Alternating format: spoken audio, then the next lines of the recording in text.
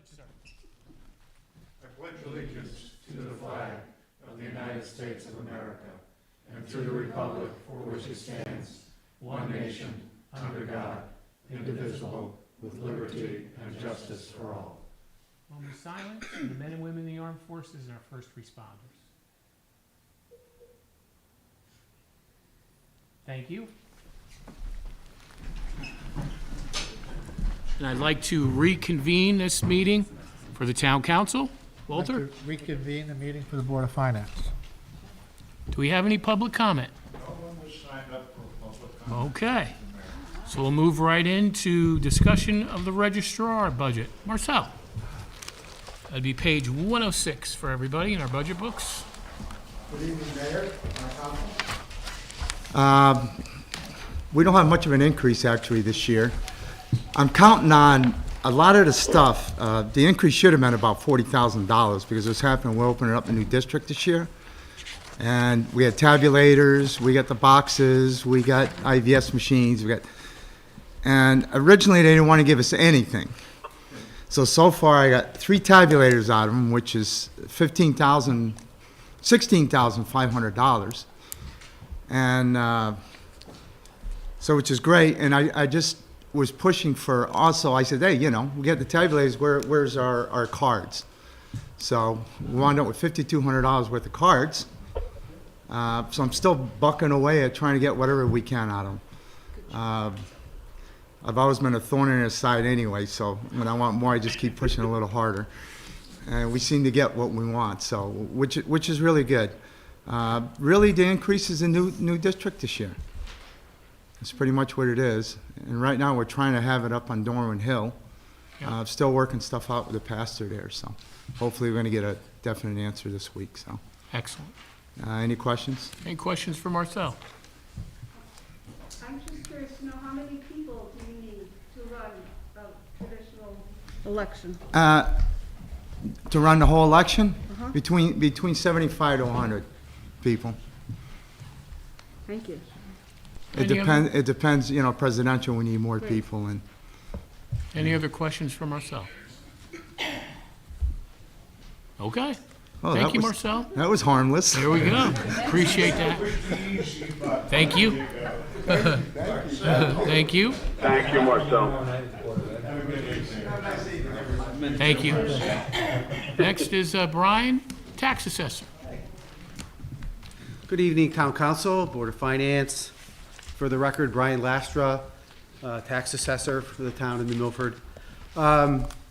We First- have for those, we have a presentation, a deck slide on the in the Yes. back, if you guys want to. Yes, I'm using Look at that. PowerPoint tonight in the presentation. And It's on the If we could screen. wait till Brian is done with his presentation and any questions after. Okay, that sounds Thank you. good.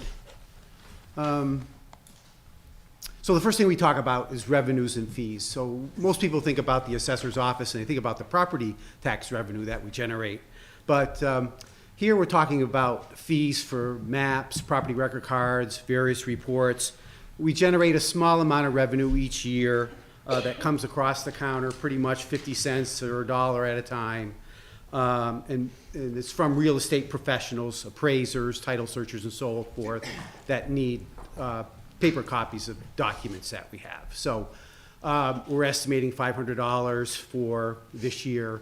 That's down over what it's been as of recently as a few years ago.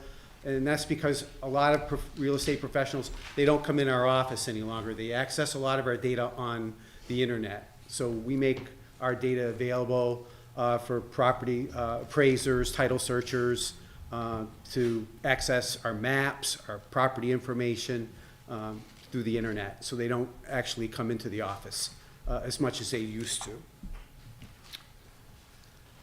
Okay, so now we'll move on to the expenditure side.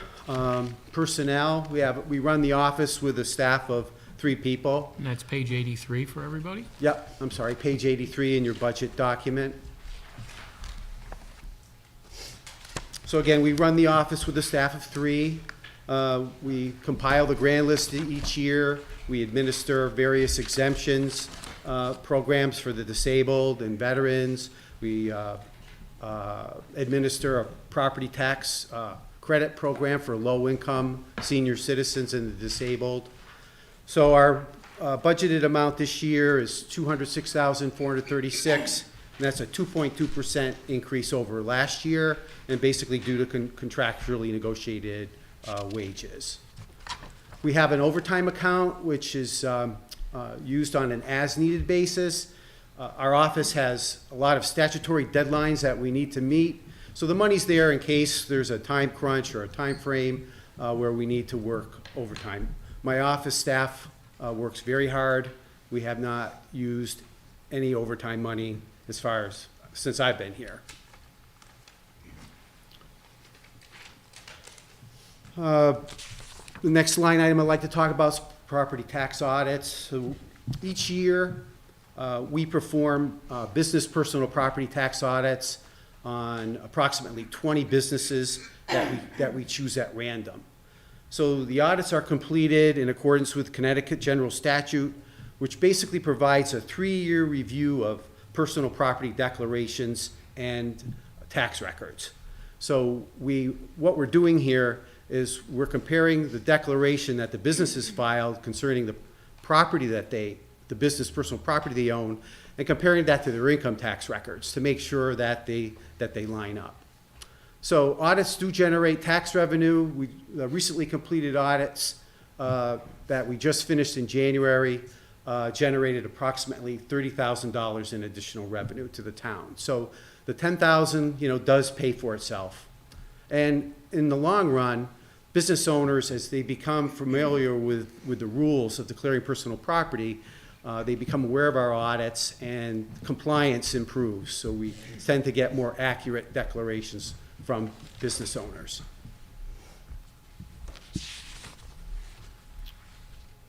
Professional dues and training. We budget $3,000 here. This is a 0% increase over the previous year. About $500 goes to what we call membership dues. These are dues to professional organizations that provide training and educational opportunities for our staff.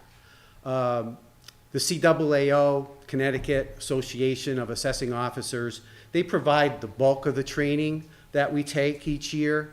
And we have myself, I'm a CCMA 2, Mary Zullo in my office is a CCMA 1. We're certified Connecticut municipal assessors. We've attained this certification through the training that's provided through the CAAO. And then Jill Lucas is my secretary in the office. She's working towards her CCMA level 1. She'll be taking the exam for that in the fall. Materials and supplies, this is up. Last year we were at $8,000. This year it's $9,850, so about a 23% increase. We spend the bulk of the money on printing of notices, like increased assessment notices, and mailing them. We have to print, even though we're in the 21st century, we still have to print our grand list book and keep that. That's a permanent record that has to be kept in perpetuity. We have various forms that we print, such as the personal property declarations, forms for elderly tax credits, and so forth. So our printing costs have gone up. Obviously, postage is up. So that's most of a great part of the increase. Our DMV Portal Access, we access DMV records. This helps us when we're dealing with taxpayers who have disposed of a car and they don't have any documentation to show us that they've sold it or whatever. We can go onto DMV's website and actually access motor vehicle records and confirm if the vehicle has been sold to someone else or they've canceled the plates and that sort of thing. So we pay $250 a year for that. National Automotive Dealers Association, we pay for a motor vehicle pricing subscription. The NADA and the Connecticut DMV have a relationship that goes back about 30 years now.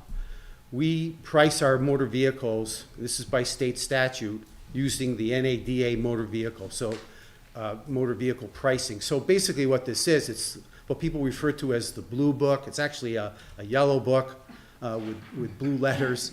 But our prices reflect what dealers get for cars, is the bottom line. So when we get, each year we get a list of all the vehicles that are registered to New Milford residents. We get a list every year from DMV in November. And when that list comes to us, about 90% of the vehicles are already priced. We don't have to look up each car and look it up in the pricing guide. So a few years ago, we were spending about $800 on this. JD Power owns they bought the NADA subscription service, and they've been steadily increasing our prices each year. So we're paying $1,600. That's our estimate for this year for the pricing subscription. And then finally, our office supplies, paper, pens, etc. We're budgeting about $2,000 for office supplies, which is typical for our office.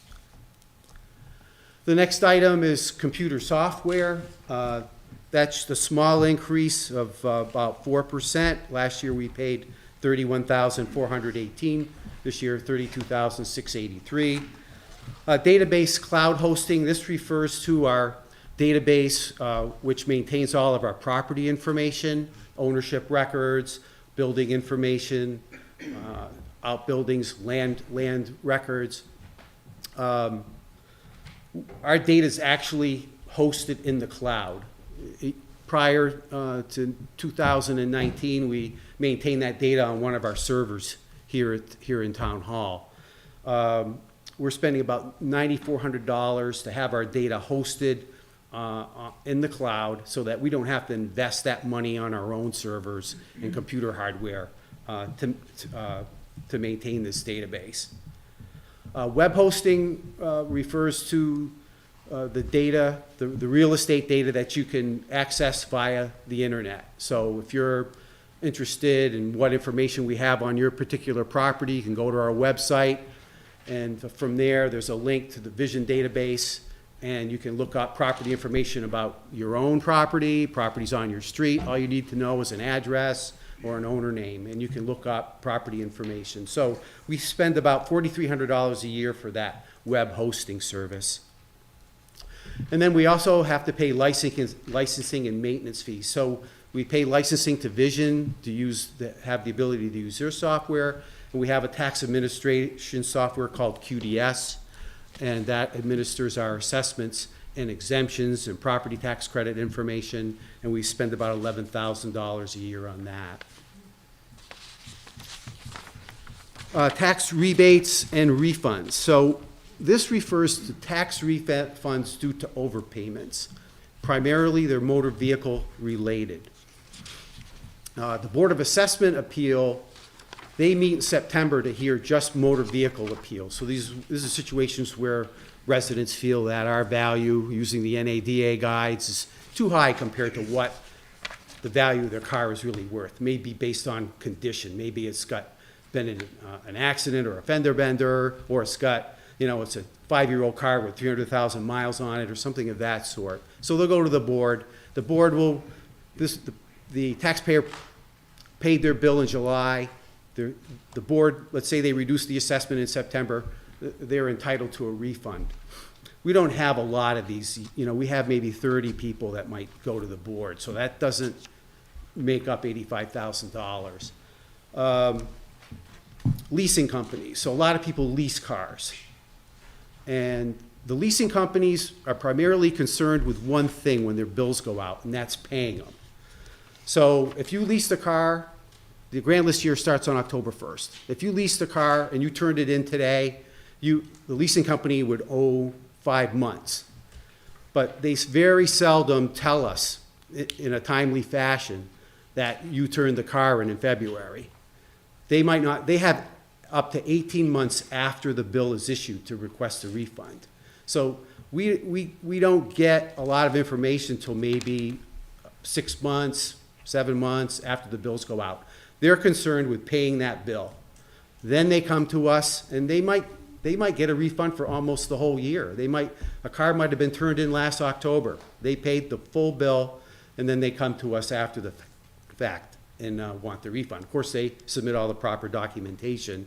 They can show us that they sold the car and that they canceled the plates. And so we verify the information that they give us. So last year I requested $70,000. This year I'm requesting $85,000. And the primary reason for that is car values are up. And you've probably read about it.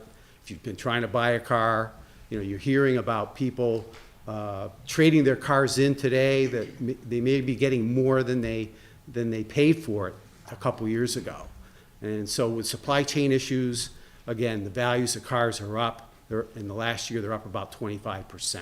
So I'm requesting a 21.5% increase for refunds next year. I don't anticipate a higher volume of refunds. It's just the fact that cars are worth more and the taxes are going to be higher. Assessor's legal, this is on page 92. So this is litigation for complex tax appeals as recommended by the town attorney. As you probably are aware, we have litigation ongoing at the present time. This litigation with respect to property taxes isn't going to wrap up by June 30th, at the end of the fiscal year. So I've budgeted $40,000. So this is a 100% increase over the $20,000 in the budget for last year, because these cases aren't going to be settled until after July 1st into the next fiscal year. Next line item is Assessor's Capital, page 225, revaluation. This is a sinking fund of sorts. As you know, we have to perform revaluations once every 5 years. So what we're doing here is we're setting aside money each year so that we can pay for it on funds that we've accumulated, rather than trying to budget for the next revaluation in 1 year. So last year we appropriated $23,500. This year I'm asking for $50,000. Next year another $50,000. The year after that another $50,000. By then we'll have enough funds in place to pay for the next revaluation that we perform with respect to the 2025 grand list. And then finally, under Assessor's Capital GIS mapping, this is again on page 225. Last year we budgeted $15,600. Our vendor has increased the subscription to $16,600, so $1,000. And what this provides us, we have a vendor that does all of our tax map updates. So if someone files for a subdivision, it's approved through zoning, we have to update our tax maps to reflect the subdivision. Or if somebody merges a parcel, same thing. Lot line revisions, these all go to our mapping contractor, New England AppGeo, which does all of our tax map updates. And then we may do other changes that we just discover through the normal course of our work, meaning that we may find mistakes and we need to correct those also. So, and that's it. That's pretty much the budget for the assessor's office. Any questions for Brian? I just have a comment. This is Chris. Chris? Yeah, Brian, I appreciate kind of setting aside reserving for the revaluation. I mean, we know by statute it's got to be done. We know what it costs, and I think this is a better way to budget. So I appreciate that. Thank you. Yeah, you're welcome. Thank you. Any other questions for Brian? Okay. Thank you, Brian. Yep, you're And welcome. please thank your team and the office for all their hard work for the town. Okay, thank you. Really Thank you, appreciate Brian. it. Thank you. Thank you. Next is the tax collector. Nancy? Good evening, Mayor, Town Council members, and Board of Finance. My budget is not as extensive as the assessor's office, short and sweet, pretty self-explanatory. The budget increase total is just over $4,500. The majority of that is due to personnel. We do have overtime that we use for the AFSCME assistant. This is page 86 for everybody.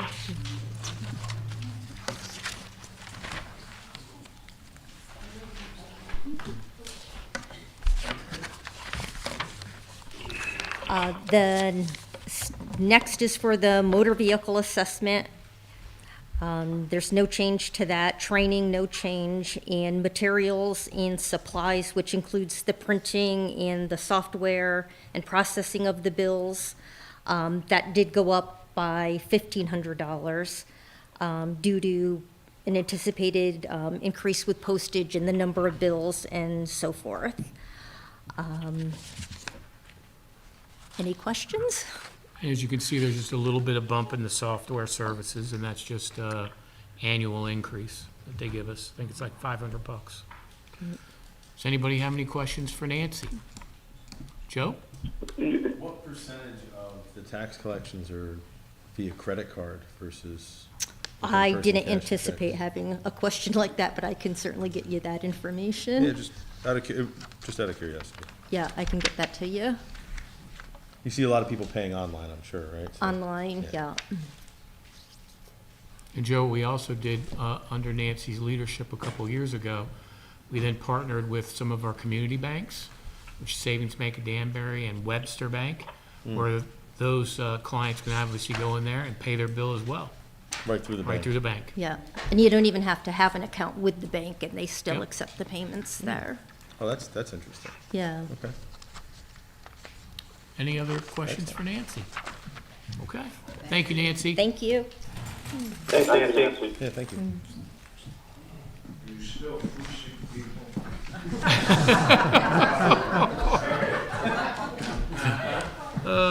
Next is Mr. Bolero, Personnel. Page 96 in our books.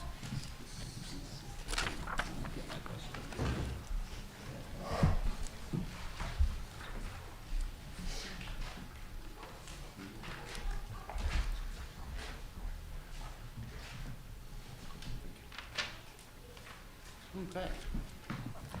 Well, good evening, Town Council, Mayor, Board of Finance. How is everybody? Personnel Department for the town of Milford, we handle all departments outside of the Board of Education. So everything from the sewer department, park and rec, police department, we do it all. Responsible really for all employee relations, contract negotiation, as well as administration, all the recruitment activities, workers' compensation, benefit administration, anything employment related falls to personnel. The office is comprised of the three of us. You've got the personnel director, myself, at $91,485.52. Personnel assistant, $56,610.30 with $300 in longevity. And we also have an addition to the office, which is the office coordinator, which is a split position with the fire marshal's office, but also serves as a floater and as a resource for other departments when they are either experiencing, a vacancy or if they've got an increase in volume. So total salaries for personnel, this is up with the increase of the staff. It's at $173,678.82. And Greg, just for the edification of some of our newer members on council and Board of Finance, how many town employees do we have? We have 198 full-time employees and another 157 part-time seasonal employees. So over 300 employees, and you have a staff in your department of 2 full-time, 1 part-time. That's right. I think for those of us that come from the private sector, right? I think that's pretty good. We are definitely a very busy office, but we are very proud of the work that we get done. We are an expense department. We keep our expenses down. We try to save the town as much money as we possibly can. Going into the expenses, we're keeping tuition reimbursement flat at $10,000. Our materials and supplies, we are up here, but this is due, if you remember, we added Novatime a couple of years ago, and we added 2 new clocks for the employees. We have one at the Park and Rec Maintenance Shop, and we're also going to be adding one down at Lindeming Beach for the part-time seasonal lifeguards and such. So that's where the increase there is. Our recruitment expenses are going up by $1,000. Just we're seeing the recruitment ads and just for any position has skyrocketed on us. So we do need to increase that budget. The drug and alcohol testing, this is through the CCM Consortium. This is federal DOT drug testing. It's mandated by the federal government. And CCM does a good job at keeping the costs down. Our EAP and wellness program, we're keeping that at 0. The EAP program is doing really well. We had 51 employees take advantage of this since October alone. So it's a really nice benefit that provides a myriad of different resources. So very happy about that. And then lastly, the training and development, we're increasing that by $1,000 with the increase in staff and just the memberships for the town. That's a small increase, but for the budget, it's 50% for us. So, any questions? The total budget for personnel, $225, $468.82. Do we have any questions? Any questions for Mr. Bolero? Katie? Greg, this is Chris. Chris, hang on I one see sec. the EAP Chris, hang on one second. Oh, Katie? sorry. That's okay. Go ahead. How's that office coordinator working out? It is fantastic. Yeah, Marchin is a really great addition. guy. He is very, very great with applicants and with the employees. He's coming along really, really well. Well, I consider your office to be extremely user-friendly Thank you. for the employees and for people from the outside, too. You're Thank very you. good at it. Thanks, Greg. Chris? Appreciate that. Yeah, just looking at the AP line, I see it was budgeted for 8 last year. It looks like we used 6. In previous years, it was much lower. It was in the 3 range. So you still believe 8 is the right place to be? 8 is the right place for us to be with the increased costs in the EAP, as well as what we're anticipating for wellness programs for the town. The 8,000 is the appropriate number. Okay, thank you. Any other questions for Mr. Bolero? Joe? So you said we had how many employees? 100 and We have 196 full-time employees and 157 part-time and seasonal employees. full-time and 197 seasonal? 157. 157 seasonal. Yep. Sorry. And that's And- between Park and Rec, Youth Agency, really any of the part-time seasonal employees, Youth Agency, et cetera. And for any hires that you've had, have you seen an increase in the wages that are being demanded for specific positions? Is there like more competition in the market or less? So or? many of our positions are union, so we don't see any negotiation there. We are seeing requests for higher salaries, but the town has an outstanding benefit package. We're able to maintain salaries at a very reasonable level because of the great health insurance that we have, life insurance, we still have a pension. We're moving into a 401A plan with a phenomenal contribution from the town. We're able to keep our costs down. So based on like those additional fringe benefits, people are willing to negotiate on the wages a little bit more, little accept bit. maybe accept a little slightly lower salary because they don't have to pay as much for their health insurance or something like that. Exactly correct, Joe. Excellent. And is there, like, overall, do you know what percentage increase year over year we've had in the salaries from, because that's really where the Board of Finance kind of deals with. I'm sure I'll get that information later. So from the collective bargaining perspective, we're between 1.75 and 2% on most of the contracts. Police, I believe, was 2.65, and we're going into negotiations now with them. And then for the non-union, it's been between 2.5% for Right. the non-union. And on the employees. union side, that's all contractual. That is correct. And the non-union side kind of seems like it's keeping pace with the union increase? As best we can. It goes along with the budget and then with the mayor's approval. Okay, excellent, thank you. Any other questions for Mr. Bolero? Mr. Mayor? Yes, Tom? Thank you, Mayor. Thanks, Greg. Great presentation. Question on a broader scale. You are direct contact to all town employees. From a morale standpoint, I have noticed over the years a change in morale.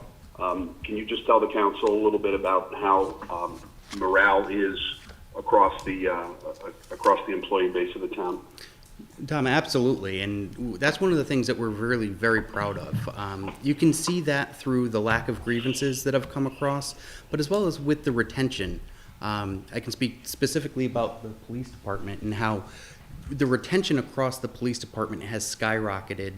We're finishing up a contract that has had 0 grievances in it, which is in the first time in the town's history that we've had a police contract that has generated 0 grievances.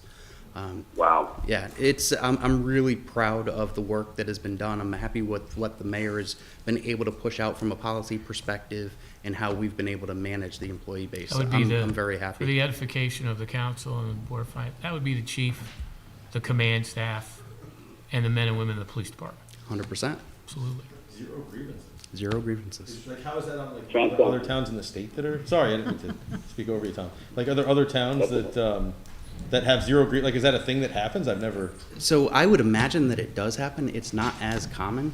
Chief, you may know a little bit better than I within the police departments if there's others, but In my 35 years of experience in policing, I haven't seen that. that's great. It's So, special. absolutely. And Chief, thank you for that. Fantastic. Yeah, that's great news. Thank you, Greg. Thank you. Hillary? Have we done, or when is the last time we did a sort of formal study of how our salaries compare town to town? So we just, Hillary, we just did one, Uh-huh. and we went into executive session, Mhm. and we spoke about that Mhm. with the subcommittee. And that's not allowed to be discussed here? What do you mean? I'm saying, how do we compare to other towns? Greg? Right, I think so we're from- comparative, we're similar to all the other towns. We are similar in when it's a very complicated computation because you have your salaries, you have your benefit plans. Some towns don't have pension plans. We have a pension plan. So when you weigh everything together and you try to put apples to apples, really there's nothing that does. But when you're really comparing the communities, we're very competitive in the market. We're able to attract employees. I And think we we have can good see- retention. And not very many grievances. Well, yeah. So, one last question. So we didn't lose any in police work, and what about across other departments? Did we lose people? So from a retention perspective, it's been relatively consistent. I believe, I didn't bring the numbers with me, but I think it was 17 people that we lost over the last year. I can get you the actual numbers, but it's very comparable year over year. So we will always have some sort of turnover, whether that be retirements, if people are moving on, they're getting out of the private sector. We do see movement. I'm not seeing fast exoduses. I'm not seeing a lot of ill content within the employee base. Any other questions for Mr. Valera? Great. Thank you, Greg. Thank you very much. Please tell Thanks, Diane. Greg. Thank you. And Marcia, thank you. Oh, yeah. Bill Martin, you said. Absolutely. Way to go. Next is the fire chiefs. Chiefs?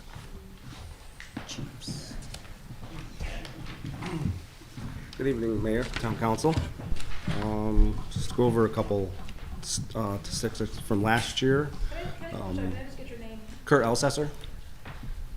2021, we had 683 calls.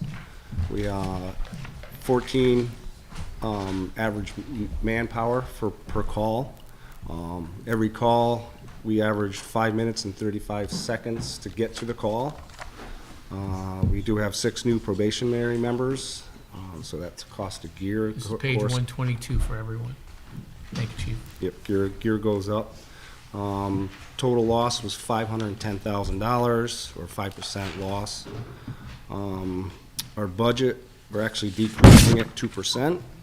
And everything on the items below are NFPA, OSHA, and state mandated for the fire department. Part of the 2% decrease was we took advantage of the ARPA funds. That helped our budget a lot. And we also want to prioritize our capital expense shortfalls of $30,000 for our capital. We want to have that noticed. That's the increase of all the vehicles, price of everything, of course, is going up. Fire trucks, they're getting so expensive. And everything on the list, if you want me to answer any questions. Any questions for Chief when it comes to water witch? Joe? Just one question, Chief, if you could, you mentioned a little bit of decrease due to the ARPA funds. Can you expand on you know, what those funds that were allocated to you is kind of meant to the group there? Yeah, we got a vortex for our training for our new rescue that we're getting this year. Sean Delaney, he knows a little bit more because he worked on the budget last year with the past chief, Rich Squires. He can explain a little bit more than I can. So with the ARPA funds, we essentially saved over $100,000. You, the council, and the Board of Finance was able to give us these funds.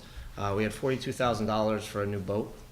We purchased a new Arizona Vortex for our rope rescue squad for $5,200. Our underwater drone for search and recovery in the lake as well as in the river for another $6,000. We have side scan sonar for search and recovery in the water, in our waterways, for another $2,600, as well as $28,000 for our airbag lifting systems for the actual total. So I mean, just alone with the ARPA funds, we were able to supplement so much that doesn't have to go back to the taxpayer. Correct. Well, thank you. Thank you, Lieutenant. Joe? Good job. Yep. It's been a while since I sat here, but years ago, we were trying to fund or put together money for a new ladder truck. Did we ever get that truck? Yes, Sure we did. did. We actually got it last year Sure did. for 1.1 million. Last year? Yes. Well, it took Did us you? about Yep. 10 years. Yep. And what was great was they were able to get a grant, and then we took some surplus funds and covered, I think, 400 and some thousand to help offset the cost, so we ended up getting our ladder truck. And that same ladder is 1.2 now instead of 1.1. Everything's Just going up like crazy. Yeah. See, Joe, you- Any other questions Been for the away. chief? Joe? What else do you need? What else do we need? I mean, like We're very fortunate this year with the ARPA and just playing around with the monies. We actually could reduce our costs a little bit to help the budget. well, where's that? Excuse me? I said, where's that? You said you could reduce the cost. Let's see it. Well, it's in, did you get our, No, I did. I'm oh, just giving you don't have a copy? I mean, I can go through it all if you No, no. want. Our air packs are down, that's the only thing. Air pack, hydro test went up, of course. But, like the boat fund, we were asking for 17,000. We only are asking for 2,500 this year for maintenance, fuel, maintenance costs, tires, lights, the normal oil. We saved on our computer update maintenance program because we got in with the fire marshal office. We reduced our fire prevention from, oh no, actually we increased that, I'm sorry. But as far as, we're in pretty good shape with the monies. And you respond to other calls, right? So if there's like a emergency ambulance call or something like that? Yeah, we do you're part lift of the- assists. We help the ambulance out a lot, actually. And what sort of, like, what percentage of, like, your effort would you say is assisting with, like, maybe like fire? Lately, it's been a little bit more because they've been so busy and they're only have like 2 manpower per vehicle. So they're asking us a lot actually lately to Yeah. assist. It's getting pretty common. Walter? Yeah, Chief, how, your volunteer service, how you doing attracting volunteers and retaining membership? We're doing very well. This year, we picked up 6 new probationary members right off the bat. We were very lucky. 4 out of the 6 were already qualified. They came from other towns. They moved into town into Milford. So we have 1 going through a Fire 1 class right now. Joe? That's great. How many female That's great to hear. firefighters do you have? Excuse me, I'm How sorry. many female firefighters? We have 2 active, and we have total 6 Total. of the whole company. Katie? So, thank you. It's great. You said, how many, 2,000, how many calls did you do last year? Last year we did 700 and... What was the two- 683. Oh, I'm I sorry, thought you it's right in said front of me. 2,000 683, I'm sorry. Okay, and you get there in 5 minutes? Roughly, yep. Yeah, Yep. That's great. We have Well, a really that's- good response. so was 683 higher than usual, or? We were down by 10. Oh, so pretty average then? Good. Yep, yep. Great. No, it's a great job. 683 people or families are very happy. We And try. you're doing a great job. We try. We Any do every questions week. for the chief? Next, Chief Harris, Northville. Thank you. Thank you, Thanks, Chief. Kurt. Thank you, Chief. Thank you. Good evening. My name is Alan Harris. I'm the fire chief in Northville. We are in the quiet section of town. We are primarily a mutual aid company. We This year, we were a bit off on our calls. Typically, we're in the 140-plus range. This year, we did 113, of which we responded mutual aid over 28 times to mostly New Milford, downtown, and Gaylordsville. We have about 40 active members, of which at least 28 of them are interior firefighters. Our budget this year went up about $10,000, and it went up in 3 areas. Our heat, we went up about $2,000. We probably should have went up a little bit more. Our insurance went up about $5,000, and our physicals went up about $3,000. And the reason our physicals went up is we instituted a new program. We are now using a facility on Route 7 that the other fire departments go to, so that we are getting a consistent physical across the board for all of our active members. Good idea. We have a small amount of equipment in there. Typically, we replace about 3 sets of turnout gear a year for new members and worn out gear. 2 air packs. We're replacing our officers' CO meters this year, which are getting towards the end of their useful life. Various hazmat supplies and a ventilation fan. We were the recipient of some ARPA funds as well, and we were very appreciative of the town for allowing us to get that. And some of the funding that we got for ARPA, our interior firefighters currently only have 1 set of gear, and we run into situations where it has to be cleaned after every call, after it's contaminated. And we got caught short a couple of times when everything was in the wash.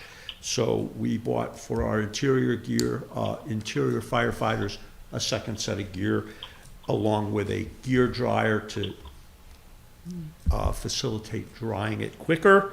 We're upgrading our mobile radios for the officers, as well as some of the interior firefighters' portable radios, so that they're consistent across the board with Waterwitch.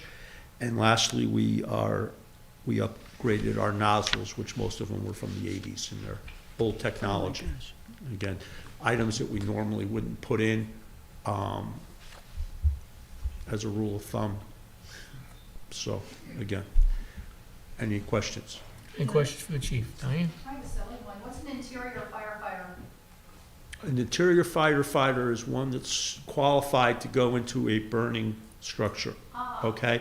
So, you know, again, we have different levels of firefighters. We have exterior, interior, and again, you have a certain amount of qualifications in order to go inside and do battle with a fire. Again, you have to have a certain amount of training, retraining, and you have to keep keep up your certifications. Makes sense, thank you.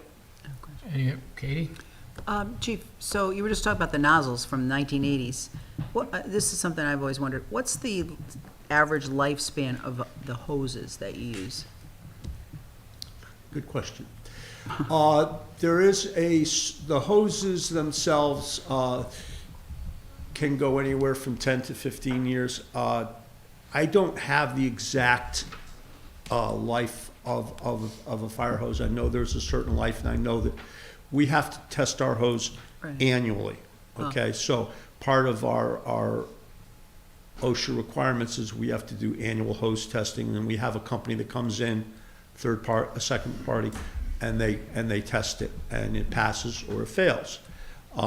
We had, a few years back, we had hose that probably was purchased in the 80s that was condemned. They wouldn't test it. So you had to buy new. We did have to replace some hose. Some of it was excess hose.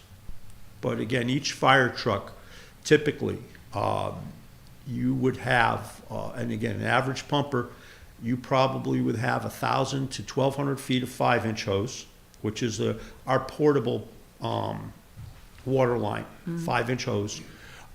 You would have 600 feet of hand lines, and then probably another 400 plus to 600 feet of mid-size hand lines. But So those there's quite a bit. nozzles, those nozzles from the 80s, that's amazing. Well, again, the technology has changed. I guess. Back in that time, they were state-of-the-art. We recently sent nozzle back to get repaired, and they wanted $900 to repair it, and it was, I could buy a new one for $500 and something in a different, so, again, you have to look at that as well. And again, technology has changed. I'm sure. And our tactics have changed, depending on, lower pump pressures, it makes it easier to handle. Yeah, well, that's good. That's what you want when you're on fire. Any Thanks. other questions for Chief Harris? Joe? You said you're predominantly a mutual aid company, and I'm sure that that's also like, along with the, like as the other department was saying, with the, maybe like, police calls or ambulance calls, that sort of stuff. But what about like other people in the region, being that you're Northville? Do you also provide mutual aid for like Litchfield or Bantam? Or? We do automatic mutual aid. We cover South Kent. And typically, we are first on scene on anything in the South Kent district, okay? Because we're just closer.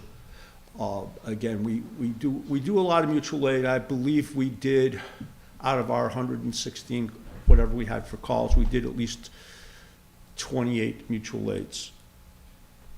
But we do, again, a lot of our aside from automatic alarms, okay, a majority of our calls are car accidents. It's not just all fires. Again, we don't see that as much fire as we have in the past. Any other questions for Chief Harris? Chief, thank you. Thank you. Thanks. Next, Chief from Gaylordsville.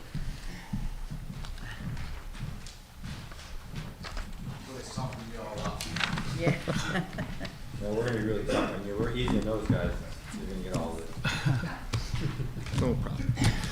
Tyler Bergman. I'm the chief of Gaylordsville Fire Department.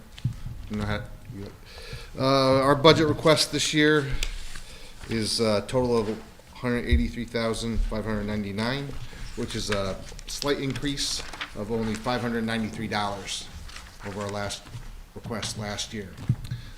Mainly, the increase of the $593 is we're completing the drilling of our new well, which is going to add to the infrastructure of the town of New Milford, in particular, of course, the Gaylordsville district that we serve. So far, we haven't had any major storms where water's been an issue and such, but that will be a tremendous benefit for that, our district up there. We have approximately 42 members. We did, I believe, 144 calls last year. 22% of those calls were for medical responses, which is about 12% increase over what we had last year. Other highlights of our increase are our insurance increase and cost of supplies just to do the business every day. We did have the benefit of receiving ARPA funds like everyone else. Primarily it was for communication, enhancing our abilities on the fire ground, and also for search and rescue. That's the highlights. Any questions for Chief Bergman? Joe? Yes, sir. When I asked this before, I forget you guys break out in individual. Total, how many female firefighters do we have in New Milford? New Milford total? They have, I think they said six. Six Northville total? at least had, from their department. He has 4, we have 3. So math-wise, it comes up to 13. lucky 13. Okay. There you Tough go. math. Great. That's how many female It's a firefighters. good start, Joe? Tyler. It's a good start. Yes, sir. I got all the questions tonight, I guess. Ah, you're good. So you said mutual aid. I actually have a question about the river, because that section of river up by you guys is, Yes. I think probably the more unassumingly dangerous area, right? Yes. Or the turn from where the overflow comes down.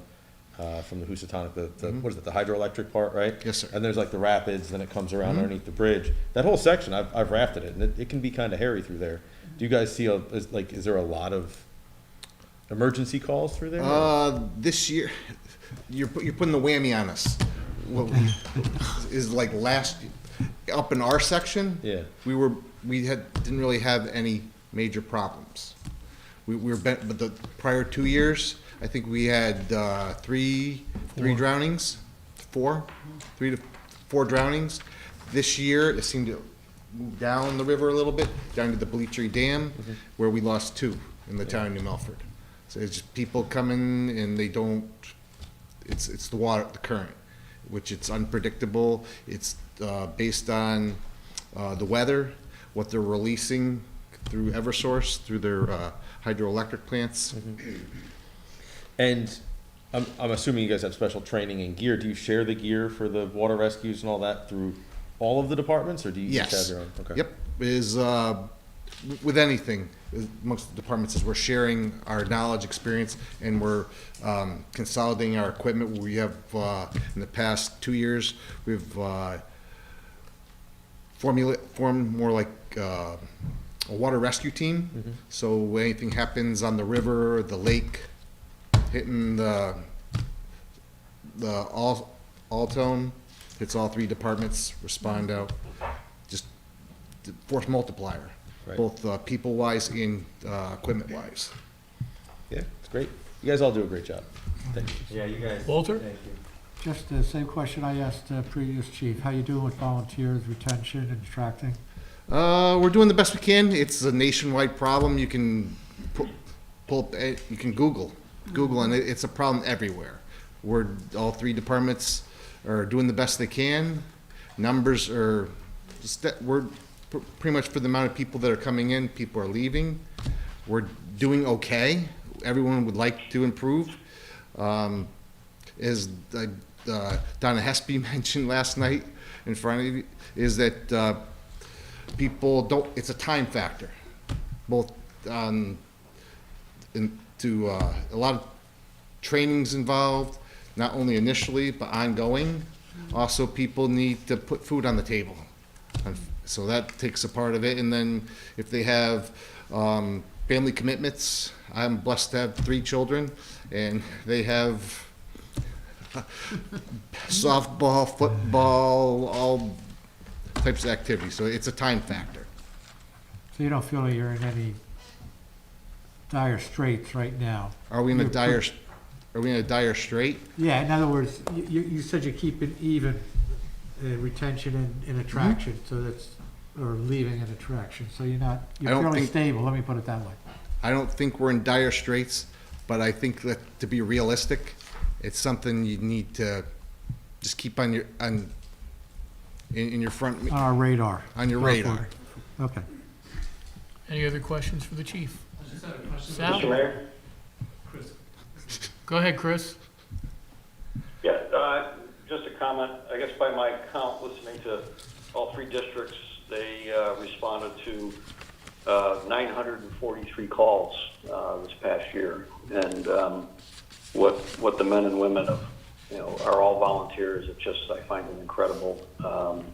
And it's worth every penny we spend. And, anything else you all need, I would certainly be open to hear it. But just thank you for each and every one of you for what you do out there every day. Sal? Yeah, I just had a question. This mutual aid, how does that work from the county point of view? Is it like a chargeback? Let's say you go to South Kent, you send them a bill for that? No, it's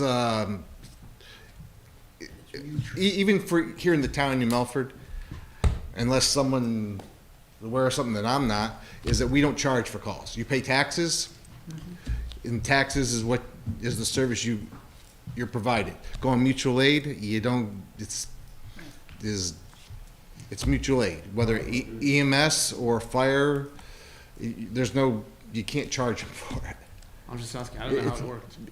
That's how it works. There's no cost.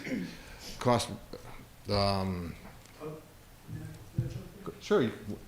A better definition of mutual aid is we're helping our neighboring fire departments or our brother and sister fire departments.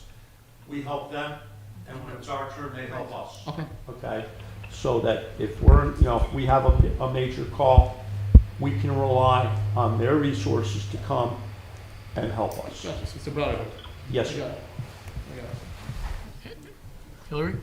Just a specific, I don't have the specifics of the ARPA funding in front of me, forgive me, I do have just the total number, so of the 312,000, I'm seeing, I remember a portion of it was for radio, like a new radio system. Yes, ma'am. So I'm wondering, this 20,000 in the budget, is this giving us a big system that then it's sort of a long-term thing, we're not gonna see it on the budget, or what is the breakdown of this cost versus the ARPA? You're right, a significant portion of the ARPA funds was for radios.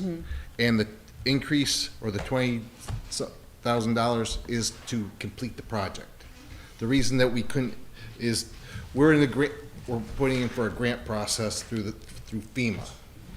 And that's where we came up with the original number. And based on FEMA rules, is you only can ask for, or you only can request so much money. So that's where the figure came up, and to complete the project is the additional funds that were, but that funds not only completes that project, but it's ongoing maintenance of the radio system we had. We were beneficial that we just had a tower problem, and that was funded through another town program. That was to the tune of like $10,000. We have another problem with the radio system. The radio system works, but it's, we need to continue to stay on top of it, because communication is definitely important. But so this influx of funding gives you a whole new system, so the budget line next year isn't gonna be this 20,000, it's gonna, you'll Yes, have I the new system up anticipate, and running, yeah. yes, I anticipate that number going down, and with any luck, I can make it even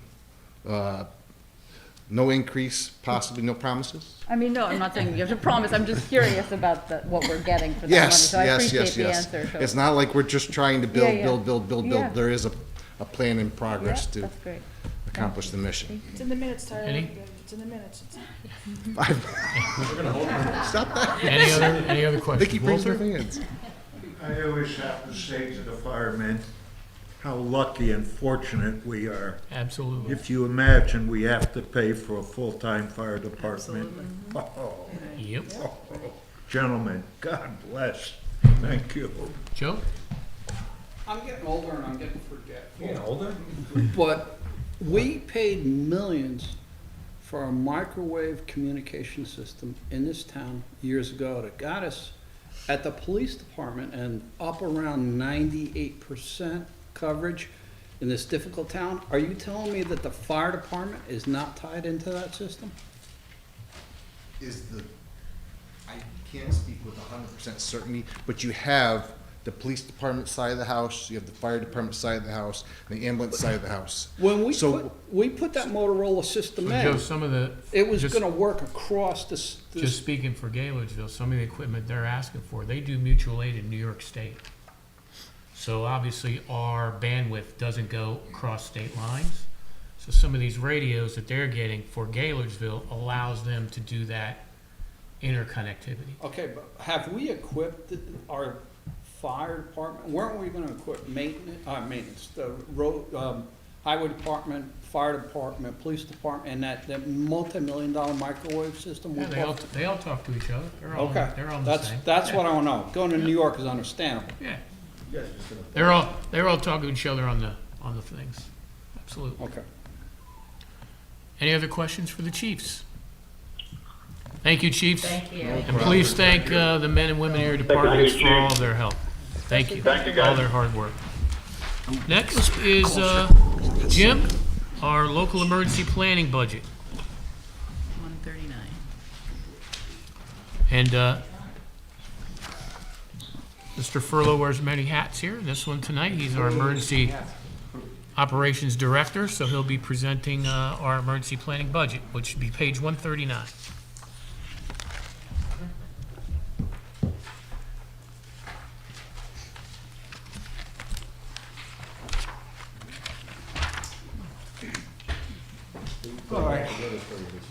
What?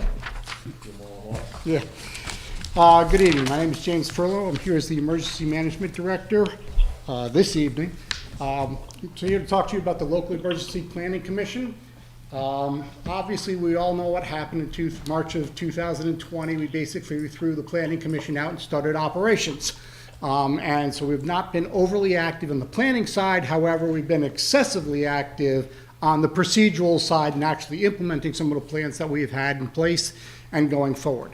Now that we're looking at backing away from some of the emergency management requirements, we've got to get back into the swing about getting into planning, doing an after-action report for this from all the different emergency services. The Local Emergency Planning Commission has all the different local services, hospitals, doctors' inputs, and other agency inputs as well.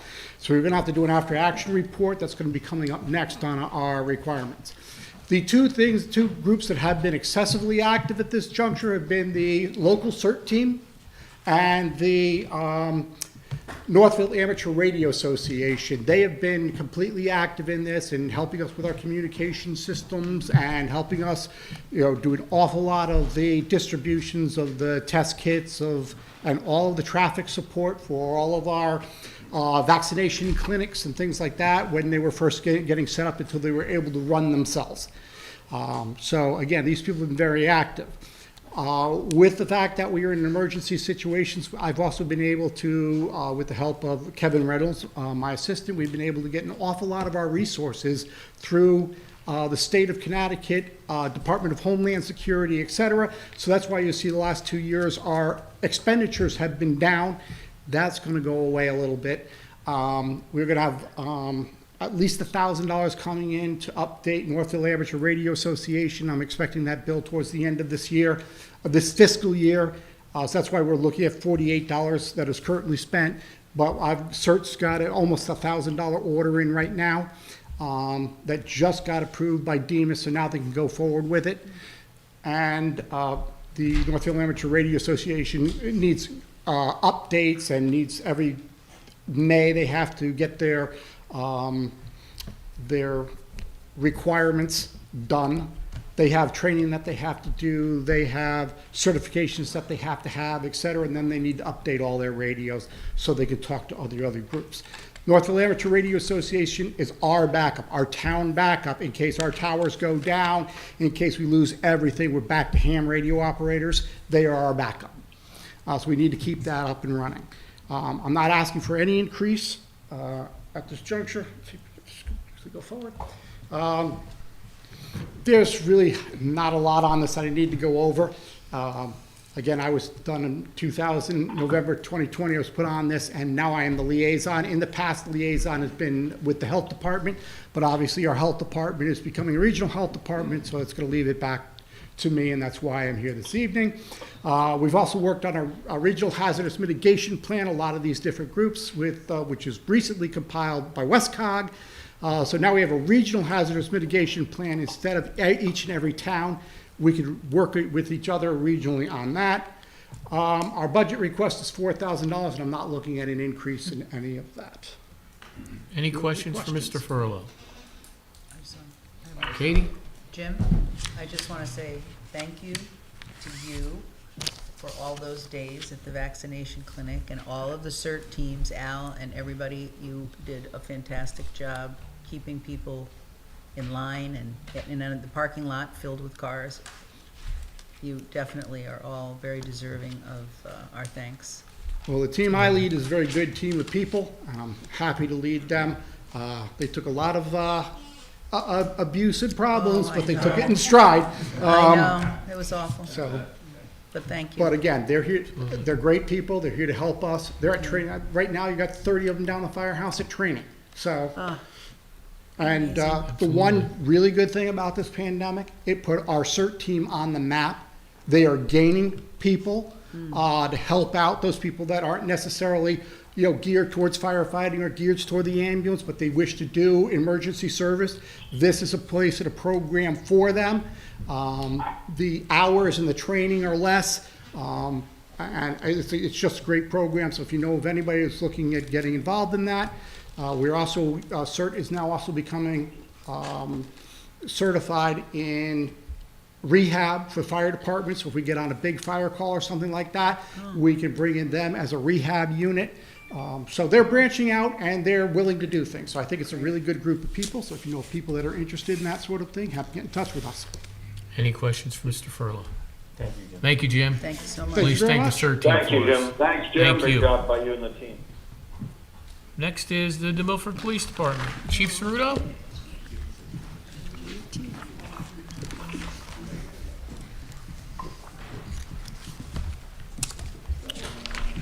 And I know the chief has a presentation for us, if we could let them do the presentation, and any questions afterwards.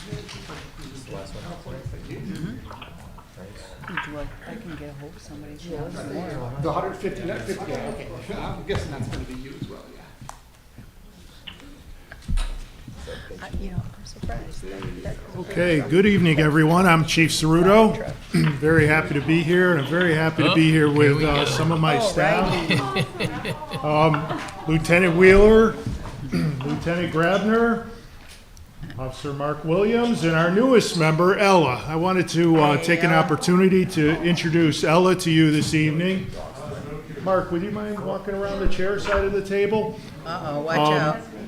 Watch out. Ella replaced our German Shepherd Drake, who retired this year, and Ella's a welcome addition to our team. She's a bloodhound, and she's one of 4 police bloodhounds in the state, so a very unique situation. Ella's very friendly, sometimes used in community policing events. She's been to recess at Sarah Noble. She's been to Northville School. She's been to the Park and Recs, our social services, our senior center, and now her very first budget hearing. So, Chief, this just isn't fair for the dog. Ella recently is certified in tracking. Of course, a bloodhound has it in their DNA to track. We're very excited to use her in tracking suspects, searching for missing people, for example, children with autism or elderly people with Alzheimer's. She's a very welcome member of our team, and as you can see, very good with the public and very good with our officers. We're very focused on officer well-being and mental health, and Ella is certainly welcome at roll call anytime. Good slobber shake there. Mark, did I miss anything? You pretty much got all, Chief. Okay. Oh, Mark, thank you for all you do. I appreciate Thank it. you. Good work with Ella. Thank you, Ella. Ella, come back Thank you, Ella. anytime. Thank you. Again, just one asset that you help us provide to our community through our budget. Mr. Mayor, Town Council, Mr. Chairman, and the Board of Finance, of course, our veterans and our fire department, our citizens, of course, very importantly. I failed to mention Officer Bolero behind me, also a fire chief, deputy chief in town. I'm here tonight to talk to you about our budget, but also talk to you about all the good things we do with the funds that the community provides us. My goal is to present a reasonable budget that provides quality services to our community, those services that they expect and deserve, but also to give our officers the quality training, the equipment, and the support that they need to do their job safely and securely. And I want to do this all the time while providing a fiscally responsible budget. Our budget's a plan. It's a plan for the safety and security of our community.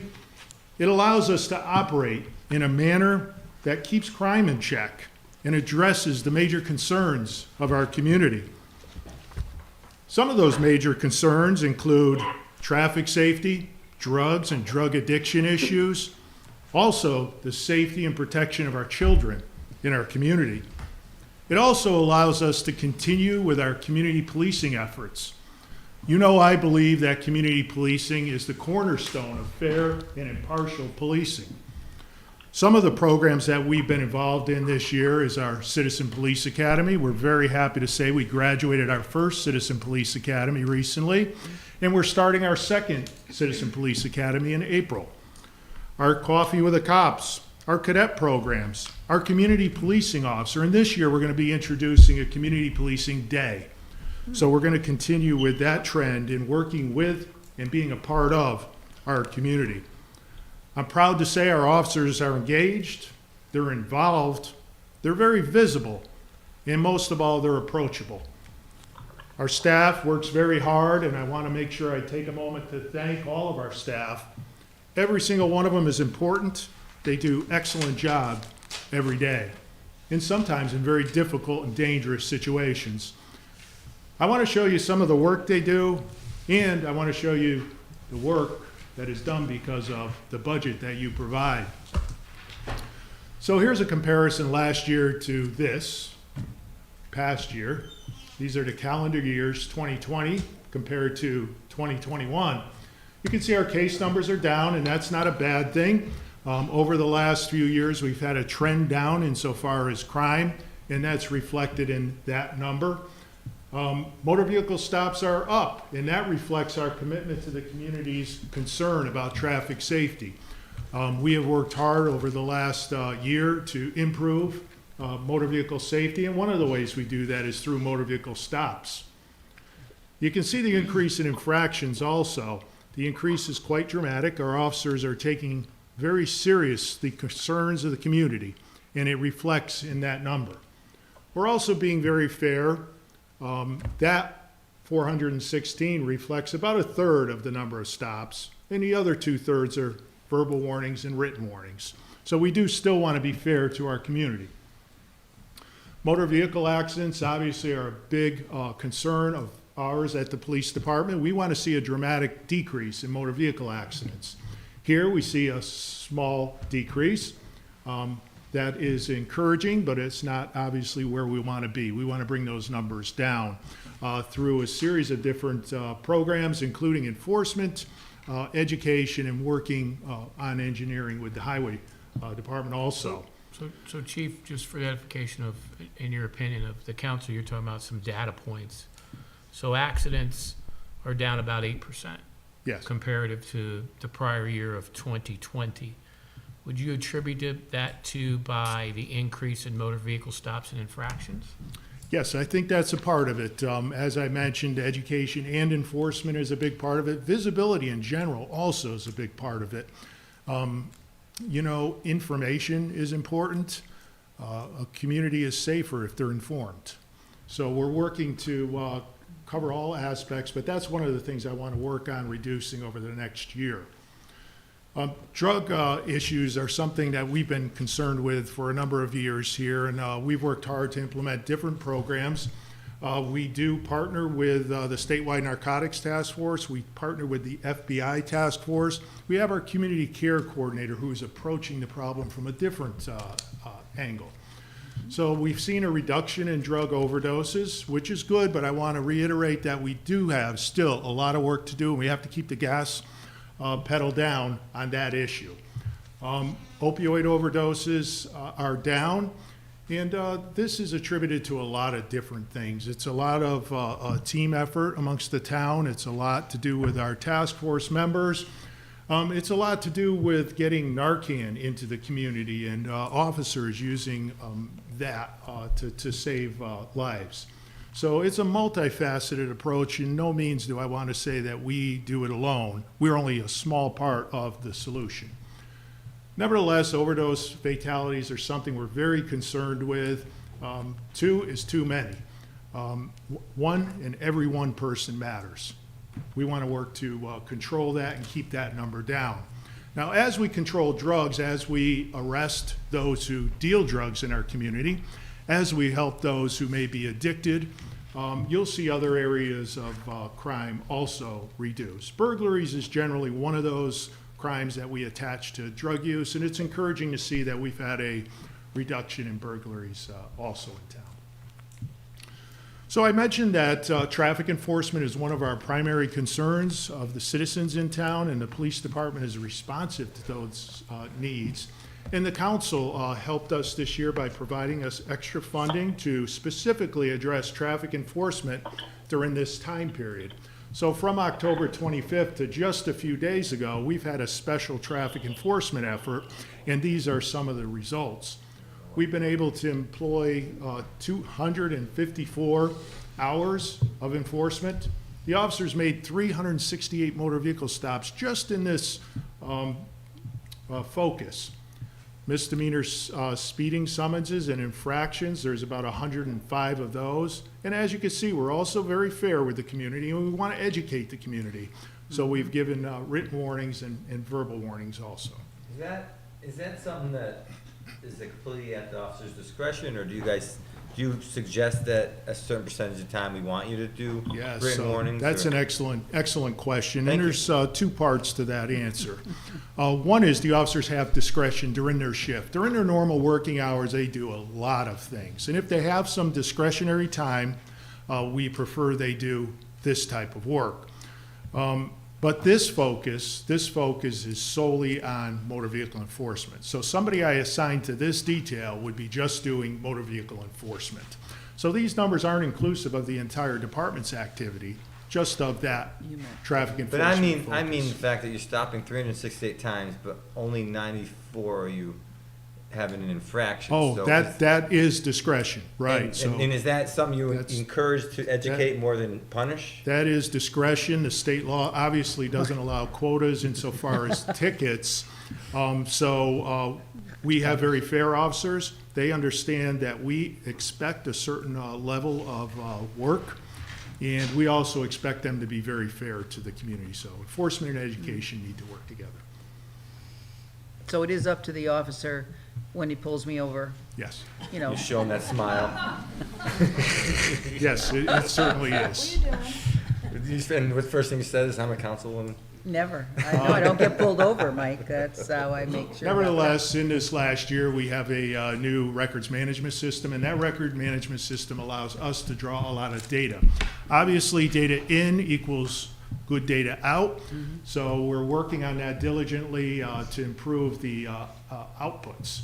Now, this is an example of the outputs, and very often I meet with my command staff. My command staff has access to these numbers, and this is just an example of motor vehicle accidents in our community and the information that we could pull out of our system relating to motor vehicle accidents.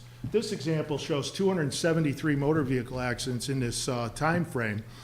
And it gives us certain information about these accidents. For example, you'd be surprised to see that most accidents occur on a Thursday, and the least amount of accidents occur on a Saturday. You can see the average age of drivers who are most involved in accidents. They're 26 to 35-year-olds. You can see most accidents occur during daylight. And we can get all kinds of information.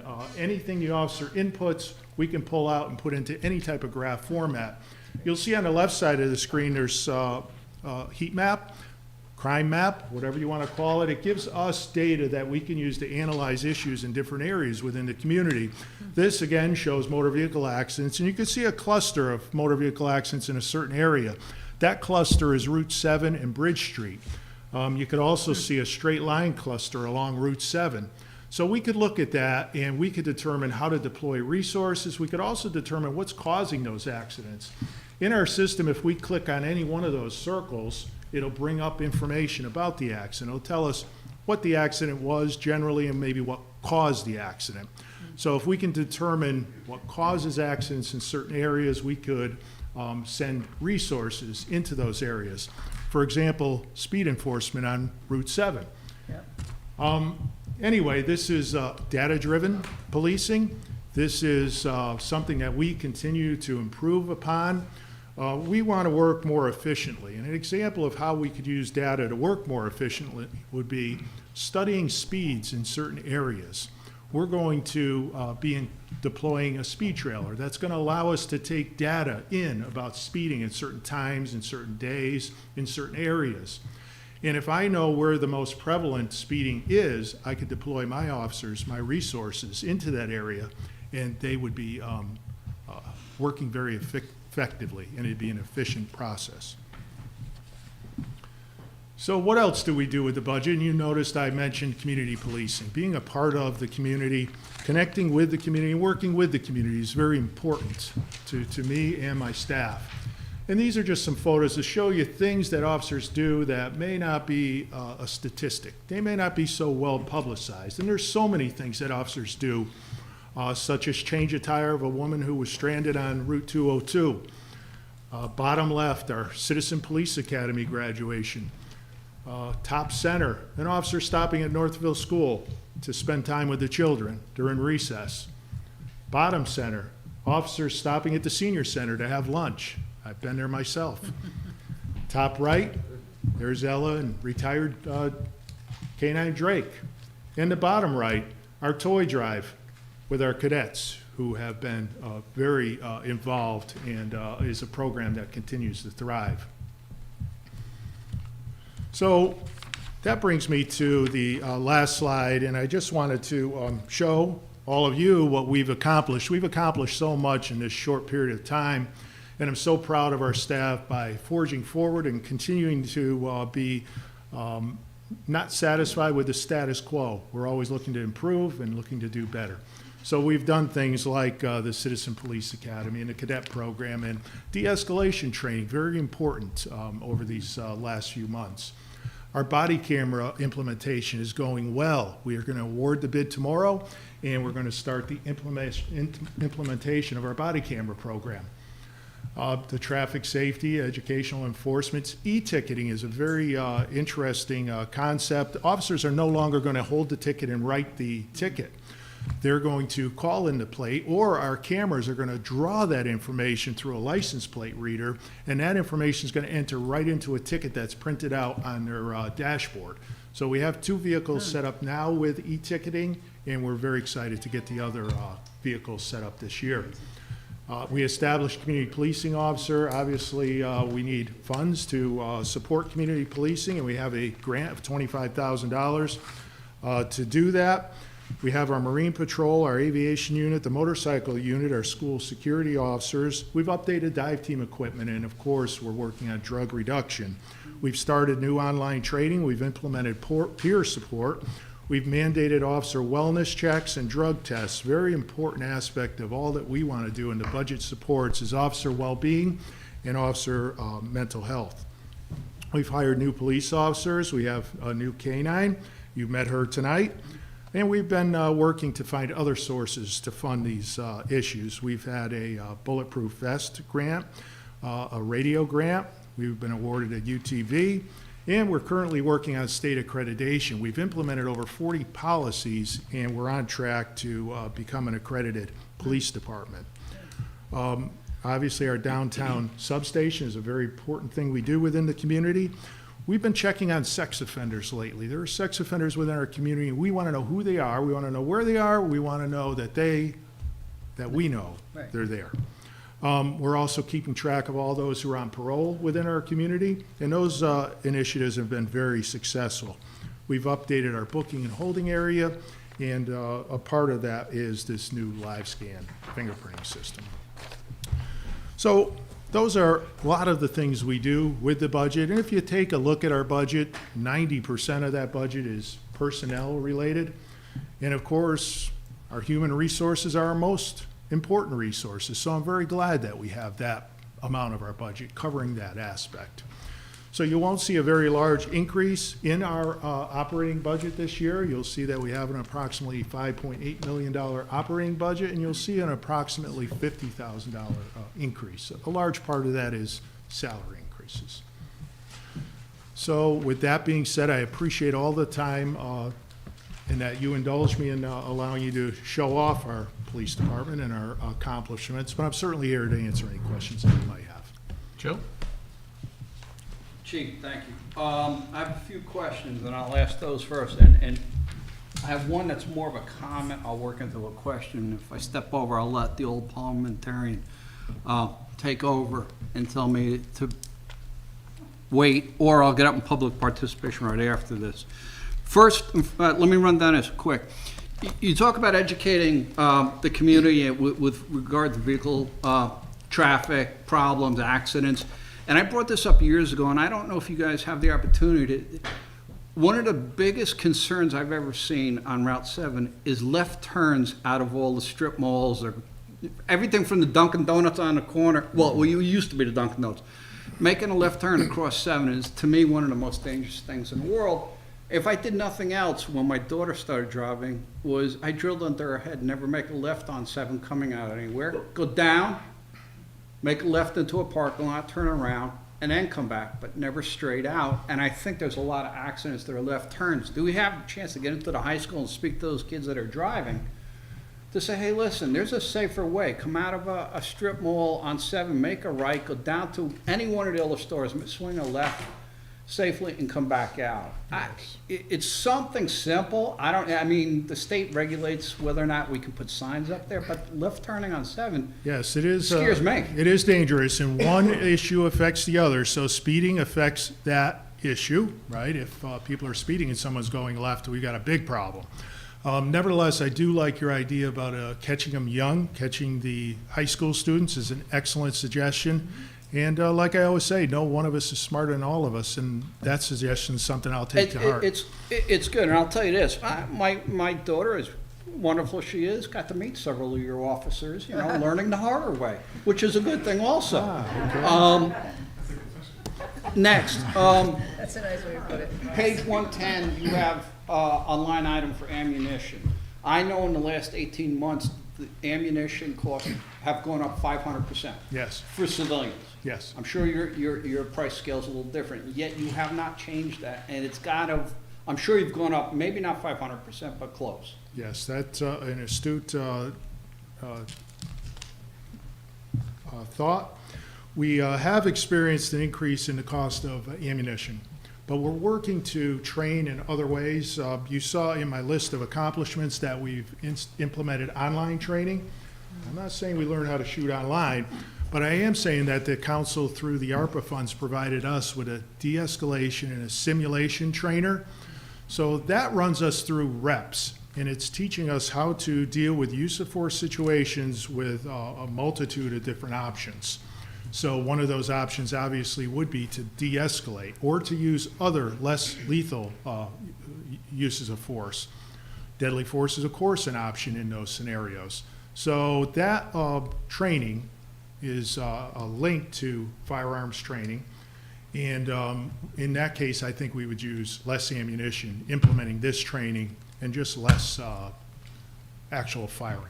I also see that you put in for an increase of about $8,000 for weapons. It's another area where firearms have gone up significantly in cost. It's almost a supply and demand situation. Yes. Anymore. Is that sufficient? Yes, it is, and I feel that it is a sufficient number. Every year we put in for replacement of certain weapons, whether they're unserviceable, whether we want to upgrade. I know in this upcoming year we're going to be replacing a few of our weapons, so I think we can do that with the $8,000. And the last line item question I have for the moment, and I will allow others to speak before I come back around to my final one. The mayor cut 2 SUVs from your request. How are you doing on vehicles? Are you going to be okay with enough vehicles Yes. that run well? Yes, thank you for that question. We are going to be doing well on motor vehicles because with last year's surplus, we were able to get 3 new vehicles. They still haven't been delivered yet. They're on order and we're waiting for them. Problems with the delivery chain and the chips in the vehicles have just slowed down delivery. But nevertheless, 3 vehicles are on order. Earlier this year, we did get 2 new vehicles, and the budget, of course, allows for 1 more new vehicle. So I think we're going to do well. Thank you, Chief. I'll allow my colleagues, I'll come back on. Sal? So I just like the Citizens Police Academy, Chief. That's a brilliant idea. Thank you. I missed the first class, but I'll sign up for the second Excellent. one. I'll make sure. I don't know how to do it yet, but I'll figure this out. One of the things I want to ask you is that in the cities on the slides, all the cyber stuff goes on, right? Because nowadays the violence starts here. Yes. Do you need any help in the software, cyber, anything like this? Do you feel you have a deficiency in that area? I think we have it covered very well. That list is not inclusive. That's only in part of all those things we do. But we do have a detective, and our detective lieutenant is here, and he can confirm that. We have a detective who has some very important equipment that we use to download phones, download computers. We do search warrants on computers and phones very often. We're very active in pursuing those who are involved in child pornography. Yep. And we have a very active cyber unit. Wonderful. In addition to that, obviously, I said we partner with the FBI and the state on drug task force. We also partner with them with electronic crimes. Wonderful. Appreciate it. Thanks, sir. Kate? Chief, thank you very much. I just also want to say, because you don't really talk about it here, but thank you for what you all do for the nonprofits, for instance, the Rotary, our duck race, for the fairs, all the things you do to keep unobtrusive, mostly. You're keeping the peace. So thanks. Thank you. You're welcome. I just have a quick question. So you might know this or might not. So it's brought up a good point about left-hand turns. In driver's ed, which I believe now everyone has to take, right? Every kid Yes. has, I don't know if an adult has to take it. But is that taught? Is that part of the, learning how to parallel park, but is that part of it that you don't? It is a part of it, but it's not a prevalent part of it. That's why I noted that, and you raise a good point. So the people that I see around town, what's it called? What street am I on, or what, Next- Easy Street? What's the car that? Next Street? That's it, yeah. Do you ever speak with them or It's an whatever? excellent- I'd like to know if Yeah. they're teaching children, And such no, as the mayor's daughter. I haven't spoken with them personally, but that's an excellent I'll have to ask question. And Yeah, ask, his An daughter's excellent learning to connection. drive. Yeah. Yeah, because right there is a perfect example of, yes, it's a problem that we as a community recognize and we as a Right. police department confirm, and it would be important to communicate and I want to that. apologize for the revenue on the parking lady being down. I was working from home for COVID, so I wasn't able, Yes. I well, wasn't maybe you able could to help keep up this my. next budget year, yes. So let her know I'm sorry I about will. that. Diane? I used to be a driving instructor, and I used to teach my kids that, to not do the left-hand turn. Yeah, I also told the parents to get their kids a manual transmission, because you can't text and drive when you're shifting. That's really good advice. Good point. That is smart. Good So point. question, the slide that showed the drug overdoses and the opioid overdoses, you split them in two. Yes. I consider opioids drugs, no? Yes, they are, but we want to specifically make sure there is a focus on opioids. These other drug overdoses could be prescription drug overdoses, for example. So we want to make sure that we know truly what is going on within our community regarding heroin and opioids. These other ones are very important to us.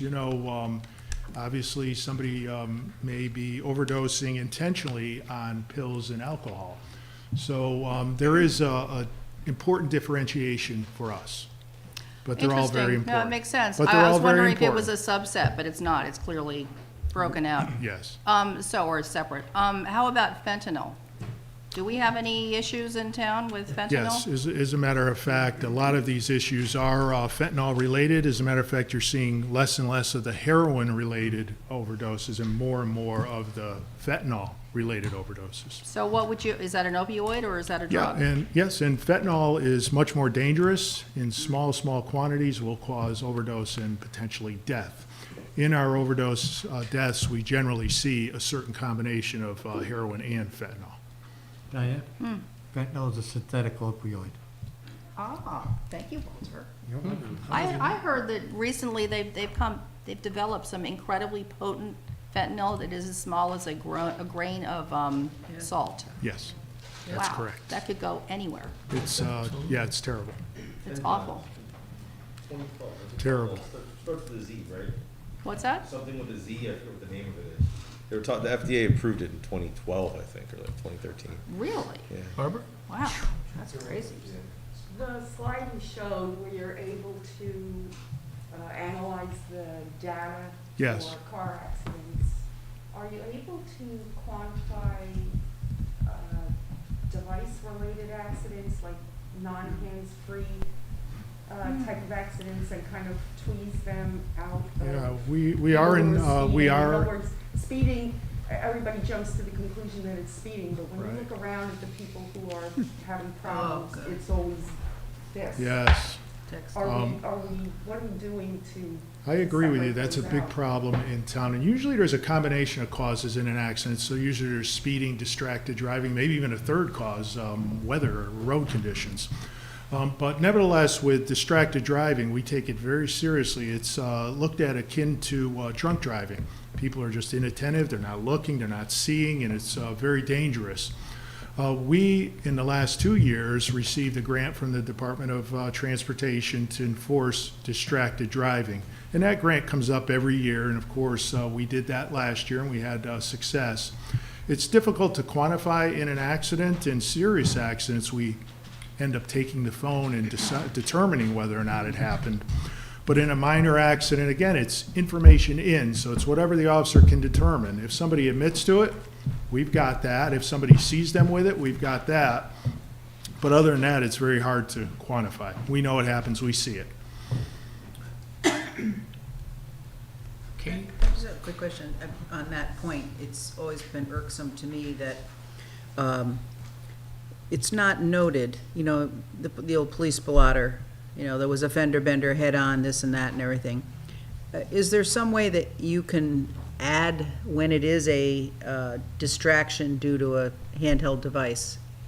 Is there some way that that could be added into it? Because I think, you know, we see obituaries now from these poor families whose children or other members have died from drug overdose. So they're willing to put that out to make people see that this is a problem. Yes.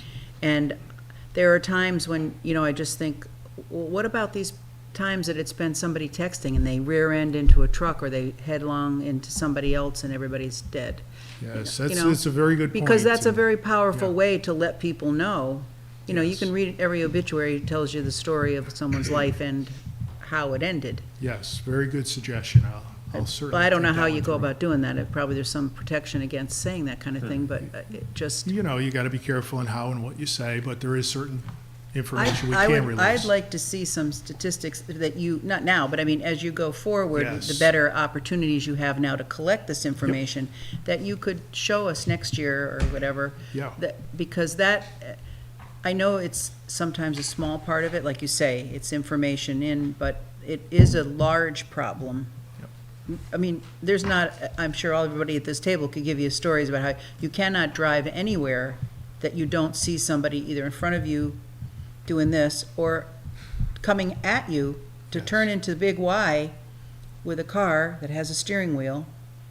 One hand, she was talking on the phone, and the other hand, she was brushing her hair. So I don't know who was driving the car, but it's so prevalent and it's so wrong. And it is very dangerous, so we need to, and we do take it Vehicle very makers could help with seriously. that, so could phone makers and set it so you can't do it, but for whatever reason, they're making too much money, I guess. But But I'd thank you. like, if you can, I Yes. think it'd be a compelling statistic. Thank you. Thanks again for what you do. Thank you. Joe? Yeah, thank you guys, and I love that you're keeping that little sliver of map a little safer year over year. That's really cool to be able to see that there's actually been some impact. And I have to say, your presentation is great. Thank you, And sir. I would be all for you giving some training, you know? Right, well. I mean, the voice, the presentation, the demeanor, all Thank you. spectacular. I appreciate it. I really Thank you. appreciate it. I actually have a couple of things in here that I wanted to note and ask you about. The first thing is, I love the de-escalation training in an environment where we have so much talk about defunding the police. It's always because of poor interactions. That's really what it ultimately comes down to.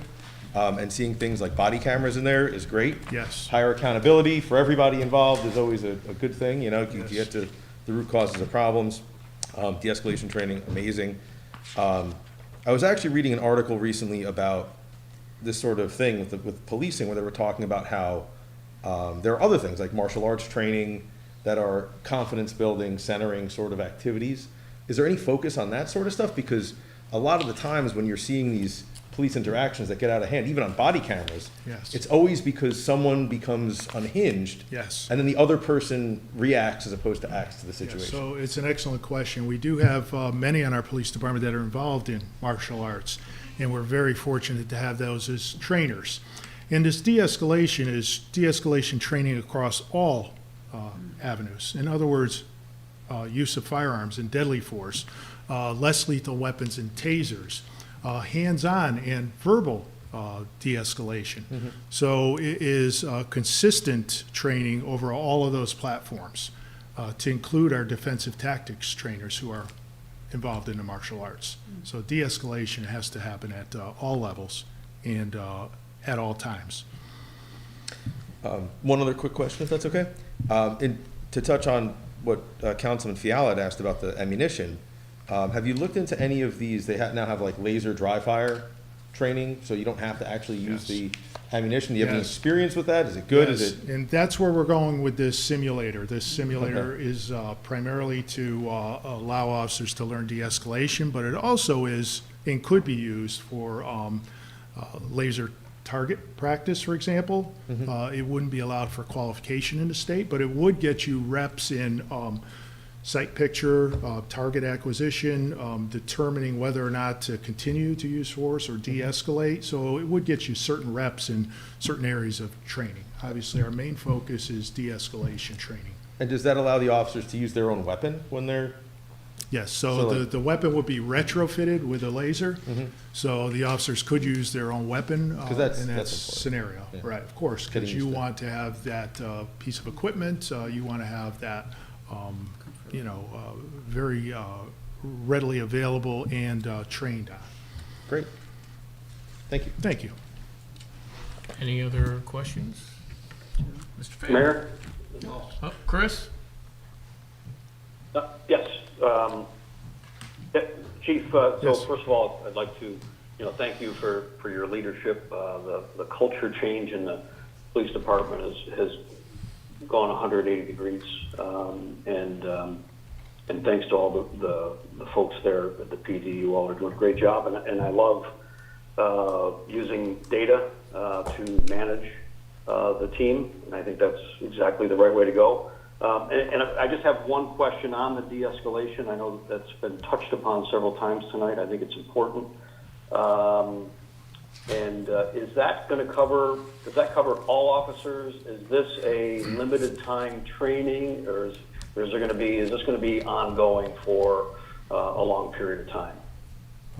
Thank you, Councilman, and thank you for the compliment to our team.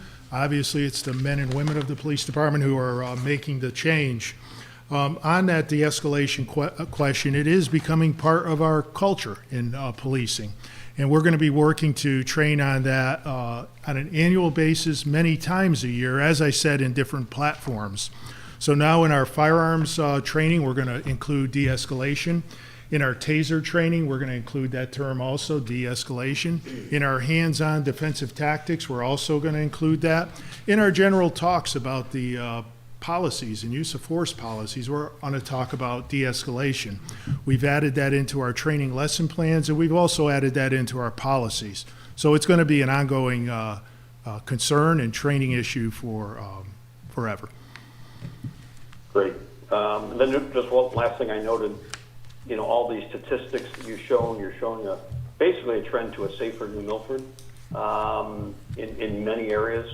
And I think, if I'm not correct, but based on what I read in the paper and see on the news, I think we are bucking the trend, certainly around the state where, especially in the COVID area, a lot of crime and drug addiction and drug overdoses have gone up. Am I mistaken in that? No, you're correct. To be a great community as New Milford is, we have to be a safe community. And we have a great team, we have a great community, all working together to address issues such as overdoses. Most towns and statewide, there's increases in those areas. In our community, there's decreases. Insofar as crime, over the last 2 years, we've shown decreases, and I'm confident that this last year will also show another decrease in crime. But it's a community effort, and the police department is one part of that team. Thank you. Well done to everybody there. We're really blessed to have. Thank you, sir. You guys making us safe. Thank you. Mayor? Tom? Thank you, Mayor. Chief, I know I'm going to sound like a broken record here because I think I may have said the same thing last year, but you're the third chief of police that I have I've had the honor of serving during that same time, and I will say it is amazing to see the community morale the morale in the police department, but the community's morale with the police department is astonishingly different than it has been for the last, from the years prior. It has been a slow transformation. I know you had said it took some time, but I just see an overwhelming response to the police department and the policemen to the community, which to me has really been a stark change. And it's reflected in the numbers. The data doesn't lie, but it's also reflected in the community's outlook towards being a safe community. What we've seen in the last few years, there are many communities that aren't, and I think the people of New Milford really appreciate your leadership and the leadership of your team and the hard work of all the men and women in uniform and those that support it. I want to thank you once again from my family, my constituents, and all the families that I represent. Thank you very much for making New Milford a safe town and a wonderful place to live.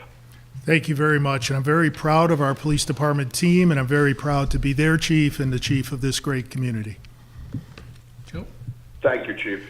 This is the first time that I've seen this budget in a munis book in this fashion, and when I started to look through parts of it, there's something that stood out to me that I was astounded, and that is that we list the names of every police officer and their salaries. Being a police officer in this day and age is a difficult and challenging job nationwide. Everybody works for this town, is a public, works for the community, and their salaries are all accessible, and I understand that. But I think we do a disservice to our officers by putting their names right next to their salaries, where we could classify most of them work in categories of salaries and do so there. We don't ask our teachers to identify themselves in their salaries. It's a hard enough job to do. They all deserve their private lives because they put so much of their time and their face into the community. I really, when I looked at this, we never used to do that. And I'm just astounded that, not years ago, not by name. It's been like this for a long time, but Joe? Not when I was on council. It was. But I think it's a disservice because But I agree with you. I think that there's got to be a better way to do this. We, at the council and board of finance, could always put an inquiry specific to any individual officer or administrator. Administrators, I could justify it a little bit better. Sorry, Chief, but on the line level, it's unfortunate we do this, and perhaps there's a better way down the line. We can talk to Greg about Munis, and also when you guys input the data through Munis. And Councilman and Mayor, thank you very much for your support of the safety and security of our officers. And I agree with you 100%. Every little thing we can do to improve the safety and security of our officers, we should do. Granted, they could Google their names. Granted, it's on our website. Granted, they could, put in a request. But every little thing we could do to show support for them in that endeavor, I think we should do it. So I agree with you. Chief, you said it's like this because that's how it's Munis putting it out this way? Yes, that is. So, It's something that didn't jump out at me. Their ID number or payroll number, as corporations do. Right. You don't see all the secretaries, you just see their ID number. If you look at the salary ranges here, they're truly grouped. Yeah, I see it. Yeah. And it's easy to do that. Right, in a private world, nobody could ever ask you your salary. And I think Chief, to Councilman Fela's thought process too, the names are listed on our town website. Sure they are, yes. So I think maybe we need to, as we're looking at maybe making some changes with this, also maybe looking to make some changes within the police department website as well when it comes to. And I think the officers would appreciate that. Yeah. It's unique to what they do in Yeah, law enforcement. Totally. So thank you. I agree. Thank you. Joe? One last question, and again, I was reading an article about police enforcement the other day, and this was another point that the author made. I wish I could remember the name of the article. They said that if you think about all of the interactions that police officers have throughout the course of the year. And what they were really dealing with was traffic stops. So we have, 22,000 cases, and you said, I'm sure thousands of traffic stops every year, and 273 accidents, all the police officers have to respond to. One question that this all touches on is, we obviously know morale at the police department must be at least doing better than most, right? Because with very few grievances and everything. How's the mental health of the police officers? Are they, And that's something we've been focusing on in the last few years also. The physical health and mental health of the officers is very important. I know it's a stressful job. I know it's a stressful job for the officers and for the families. So we are addressing that. And you'll see in our budget, you'll see a line that deals with mental health and wellness. So I was part of a group of officers that went for a mental health assessment this year. And we're going to do that every year. We're going to send officers for these assessments. We shifted our EAP away from a business-related EAP to a more law enforcement, first responder type EAP. We brought on board Ella. Ella is a big positive in our department. Northville. No doubt, yes. They told me all about it. No doubt about it. We have a mental health psychologist, a police psychologist, who is on our retainer. And he's available for some crisis situations that the officers might deal with. We've started a peer support program where officers learn how to recognize when other officers are feeling down and how to deal with that. I have an open door policy, and my officers need to feel comfortable coming to our supervisors and our administrative staff to talk about issues that we deal with and we've dealt with all of our career, but might have been dealt with a different way 20 years ago. So now we're bringing forth an environment of acceptance. It's not a sign of weakness, it's a sign of strength if someone comes forward with an issue, and we try to help them any way they can and be very understanding of all these stressors. That's tremendous. Great job. And lastly, Chief, is the fire chiefs have talked about, with the permission of the town council, Board of Finance review as well, and then also the town meetings with ARPA funding. So for instance, one of them was the simulator that you're going to get is due to ARPA. Yes. So if you could kind of expound to the council, the ARPA funds, another thing is getting the electronic signs for Yes. speeding that helps with your data points. Yes. And also surplus funds that we've used Yep. to get additional capital, which would be police cars. And also that next-gen system that's here that allows you now to see different data points that you could never see before. Yes, Could you so kind of expound to the council and the Board of Finance how those funds have really helped you They in do. the management And of your department? as I said at the beginning, Mr. Mayor, is that we do want to provide quality equipment and quality training to our officers so they can do the best job they can for our community. We look for a variety of different funding options. As I said, our operating budget contains over 90% in personnel. And although they're our most important resource, there are other important resources we need to find funding for. The ARPA funds helped us gain equipment that I don't know if we could have gotten so quickly otherwise. We might have had to work on a 5-year or a 10-year plan to get some of these items. Nevertheless, the De-Escalation Simulator is going to be a life-size screen, maybe twice the size of that screen, and it's going to bring officers through different scenarios, whether it's a domestic violence scenario or a traffic stop or approaching a dangerous subject. They're going to have different options. And this simulator is so technical that it allows the operator to send it in different chains. In other words, if the officer does a good job de-escalating and verbalizing to the suspect, the trainer can send it in a train that will then allow the subject to give up and to acquiesce.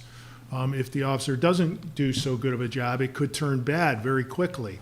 So that's the De-Escalation Simulator. The traffic signs and traffic trailer you talk about go in line with our traffic safety strategy. We're going to get one of these large traffic trailers, and we're going to be setting it up in areas where citizens have concerns about speeding, and we're going to gather all that data. And all that data is going to help us better understand what's going on in the community as far as traffic and particularly speeding. We're going to add another sign, one of those small signs that we put up on telephone poles or other poles in different communities. And we're also going to get a handheld laser unit, a small one that we can use with our motorcycle team, and they can put it right in the back of their motorcycle. We're also going to be getting software. We're going to be getting scheduling software, and that's going to be very important to us because, believe it or not, now we're using clipboards. Clipboards hanging on the wall with sticky notes indicating where people are working, when they're working, how we need them to work.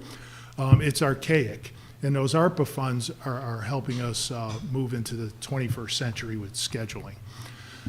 So the funds have been very useful to get us necessary tools that we need. Thank you, Chief. And do we have anybody from the public that wants to address us before we recess? Walter? You have a hand up there. Mike?